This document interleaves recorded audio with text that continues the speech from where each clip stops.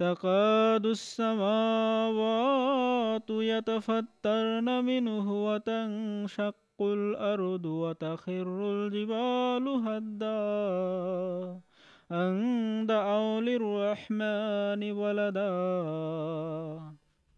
দাজ্জাল শেষ যুগের সবচেয়ে বড় নৈরাজ্য।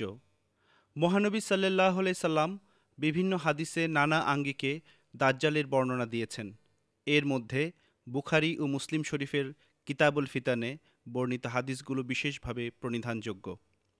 মহানবী সাল্লাল্লাহু আলাইহি সাল্লাম বলেছেন, যে ব্যক্তি দাজ্জালের সন্ধান পায় সে যেন তার অনিষ্ট থেকে রক্ষা পাবার জন্য সূরা কাহফের প্রথমাংশ পাঠ করে। وينذر الذين قالوا اتخذ الله ولدا। অর্থাৎ এই মহা ঐশী গ্রন্থ তাদেরকে সতর্ক করার জন্য অবতীর্ণ করা হয়েছে যারা বলে আল্লাহ এক পুত্র সন্তান গ্রহণ করেছেন। খ্রিস্টানরা বলে ঈশ্বর এক পুত্র সন্তান গ্রহণ করেছেন।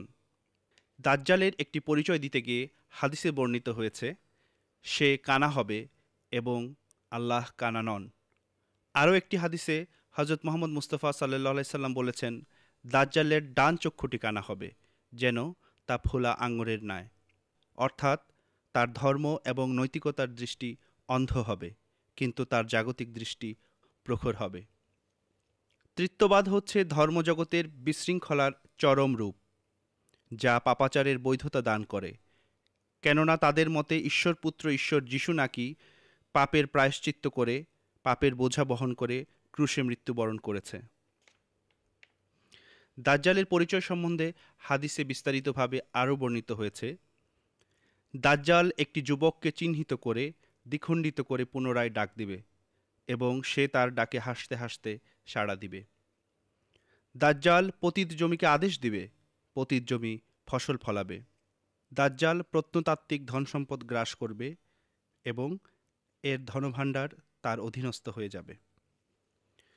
সে ইরাক ও সিরিয়ার মধ্যবর্তী স্থানে প্রকাশিত হবে, অর্থাৎ মধ্যপ্রাচ্যের বিষয়াবলিতে তার আত্মপ্রকাশ ঘটবে।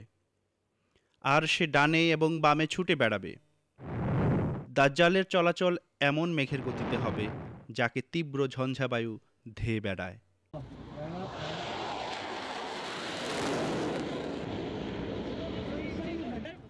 সে আকাশকে আদেশ দিবে, আকাশ বৃষ্টি বর্ষণ করবে।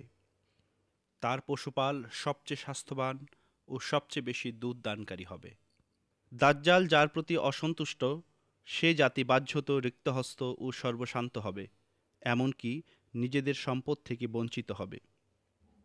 দাজ্জালের আবির্ভাবকালে ইয়াজুজ মাজুজ সম্পর্কে হাদিসে বর্ণিত হয়েছে, আল্লাহ জানিয়েছেন, আমি আমার এমন বান্দাদের উদ্ভব করেছি যাদের বিরুদ্ধে যুদ্ধে দাঁড়ানোর মতো ক্ষমতা কারোরই নেই।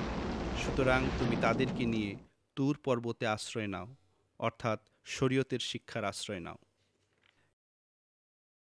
ইয়াজুজ মাজুজ সব ধরনের উচ্চতা থেকে অবলীলায় নেমে আসবে। দাজ্জাল বিশাল সেনাবাহিনীর অধিকারী হবে।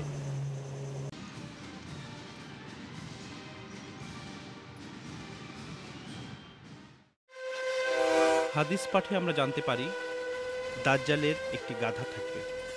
সে গাধার দুই কানের ব্যবধান হবে 70 গজ। দাজ্জালের গাধার কপালে চাঁদ থাকবে।